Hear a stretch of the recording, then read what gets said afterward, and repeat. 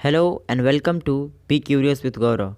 आज के इस वीडियो में हम बात करने वाले हैं ब्लैक बॉडी रेडिएशन के बारे में, जो कि बीएससी सेकेंड ईयर और थर्ड ईयर दोनों ही ईयर के लिए बहुत ही इम्पॉर्टेंट क्वेश्चन है। इस वीडियो में ब्लैक बॉडी रेडिएशन के नोट्स को एक्सप्लेन करा गया है, तो आप एक्सप्लेनेशन देखकर उसे समझ सकते हैं और नोट्स पढ़कर उसे एग्ज़ाम के लिए याद और तैयार भी कर सकते हैं। तो चलिए शुरू करते हैं। The term black body was introduced by Kirchhoff in 1860। जो ब्लैक बॉडी का कंसेप्ट है ये इंट्रोड्यूस करा गया था फर्स्ट किरचॉफ के द्वारा 1860, मतलब 1860 में। जो ब्लैक बॉडी का कंसेप्ट है या फिर जो फर्स्ट ब्लैक बॉडी किसी ने यूज़ करा था वो किरचॉफ थे, जो कि 1860 में इसको इंट्रोड्यूस करे थे। Black body is an ideal body that absorbs all incident electromagnetic radiation. एक ब्लैक बॉडी एक ऐसी आइडियल बॉडी होती है जो क्या करती है, सारे जितने भी इलेक्ट्रोमैग्नेटिक रेडिएशन होते हैं, मतलब किसी भी फ्रिक्वेंसी का किसी भी वेवलेंथ का, सारे को क्या करती है, ऑब्जर्व करती है। या फिर हम अल्टरनेटली मतलब इसके अपोजिट में कह सकते हैं कि वो हर एक टाइप के इलेक्ट्रोमैग्नेटिक रेडिएशन यानी हर एक फ्रिक्वेंसी हर एक वेवलेंथ के इलेक्ट्रोमैग्नेटिक वेव्स को रेडिएट भी करती है, मतलब एमिट भी करती है, उसके साथ साथ ऑब्जर्व भी करती है। Absorption of radiation is independent of frequency और angle of incidence of radiation. जो और इलेक्ट्रोमैग्नेटिक वेव्स का या फिर रेडिएशंस का एब्जॉर्प्शन होता है या फिर इमिशन होता है, वो डिपेंडेंट होता है फ्रिक्वेंसी की, मतलब फ्रिक्वेंसी कुछ भी हो इलेक्ट्रोमैग्नेटिक वेव्स का, वो के जो उसका एब्जॉर्प्शन होता है वो सारे के सारे को एब्जॉर्ब कर लेती है। और वो डिपेंड भी नहीं करती है किस पे, एंगल ऑफ इंसिडेंस पे। एंगल ऑफ इंसिडेंस भी कुछ भी हो, सारे के सारे जितने भी इलेक्ट्रोमैग्नेटिक वेव्स होंगे वो उसको क्या कर लेगी, मतलब हर एक टाइप के वेव को वो ऑब्जर्व करती है और हर एक टाइप के वेव को वो इमिट भी करती है। Black body at room temperature appears black. जो ब्लैक बॉडी होते हैं वो रूम टेम्परेचर पे क्या करते हैं, नॉर्मली ब्लैक कलर के अपीयर्स होते हैं यानी दिखते हैं। Normally an opaque and non reflective body is considered to be close to the concept of black body. जो ओपेक और नॉन रिफ्लेक्टिव बॉडीज होती हैं, ओपेक बॉडीज क्या होती हैं, ओपेक को हम हिंदी में कहते हैं अपारदर्शी, मतलब जिसमें से लाइट एक साइड से दूसरे साइड तक ट्रेवल न कर पाए उसे हम ओपेक कहते हैं। तो नॉर्मली जो ओपेक होते हैं और नॉन रिफ्लेक्टिव बॉडी, मतलब जिसमें रिफ्लेक्शन भी नहीं होता है, वैसे बॉडीज़ को हम क्या करते हैं, मतलब रिफ्लेक्ट नहीं करती हैं, वो ऑब्जर्व कर लेती हैं। ऐसे बॉडी को हम, जो ब्लैक बॉडी का कंसेप्ट है उस वैसे उसमें हम कंसिडर कर सकते हैं, मतलब consider to be close to the concept of black body. उस टाइप के बॉडी को हम ब्लैक बॉडी कह सकते हैं।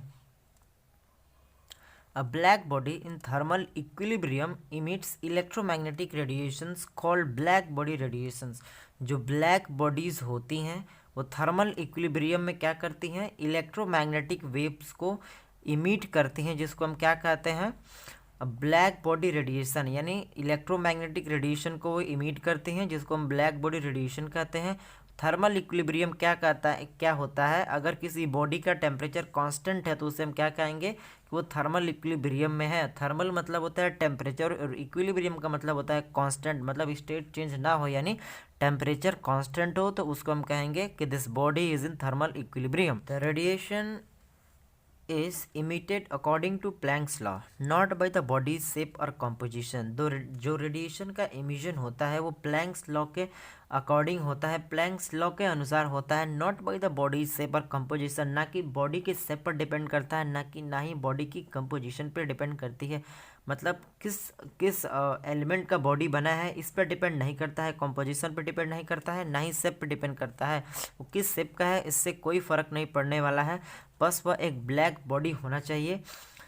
तो किस पर डिपेंड करेगा उसका एमिशन ऑफ रेडिएशन, वो प्लैंक्स लॉ के अकॉर्डिंग उसका एमिशन होगा। प्लैंक्स लॉ क्या होती है, प्लैंक्स लॉ के अनुसार जो रेडिएशन का एमिशन होता है वो डिपेंड करता है एनर्जी डिफरेंस पे।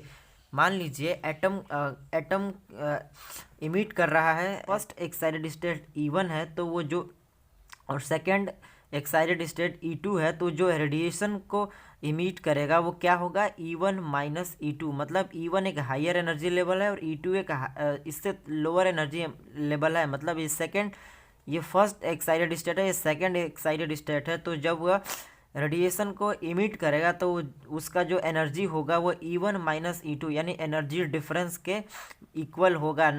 मतलब वो एक डिस्क्रीट पैकेट ऑफ एनर्जी के फॉर्म में इमिट करते हैं, जिसको हम फोटोन कहते हैं।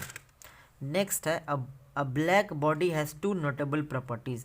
ब्लैक बॉडीज़ के पास टू मेन डिस्टिंक्ट या फिर नोटेबल प्रॉपर्टीज़ होती हैं। First, it is an ideal emitter. ये एक आइडियल इमिटर होता है। आइडियल इमिटर का मतलब ये होता है कि वो हर एक फ्रिक्वेंसी, हर एक वेवलेंथ के रेडिएशन को इमिट करेगा। इसी को हम आइडियल इमिटर कहते हैं। इट इज़ डिफ्यूज्ड इमिटर, मतलब so that energy is radiated equally in all directions. ये एक डिफ्यूज्ड इमिटर होता है। डिफ्यूज्ड इमिटर मतलब जो एनर्जी इमिट करता है वो चारों तरफ, मान लीजिए इस शेप का है तो चारों तरफ एनर्जी को इमिट करता है, ना कि सिर्फ एक डायरेक्शन में कॉन्सेंट्रेट करके नहीं करता है। चारों तरफ डिफ्यूज़ अपनी इलेक्ट्रोमैग्नेटिक वेव को चारों तरफ डिफ्यूज करके रेडिएट करता है। So that energy is radiated equally in all directions, और सारे डायरेक्शन में इक्वली क्या करता है, रेडिएट करता है एनर्जी को या फिर इलेक्ट्रोमैग्नेटिक वेव को।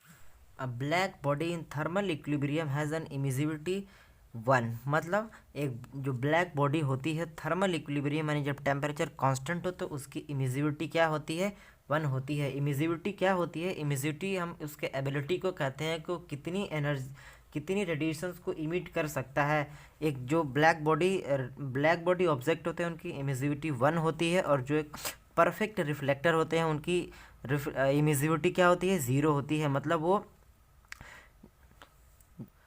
उस पर अगर कोई इलेक्ट्रोमैग्नेटिक वेव्स फॉल होती हैं तो ना ही उसको वो ऑब्जर्व कर पाएगा और ना ही कोई इलेक्ट्रोमैग्नेटिक वेव्स को वो रेडिएट कर पाएगा। इसलिए जो परफेक्ट रिफ्लेक्टर होती है उसकी इमिजिविटी 0 होती है, वाइल जो एक ब्लैक बॉडी होती है उसकी इमिजिविटी 1 होती है, क्योंकि ये सारे के सारे इलेक्ट्रोमैग्नेटिक वेव्स को ऑब्जर्व भी कर सकता है और इमिट भी कर सकता है थर्मल इक्विलिब्रियम में।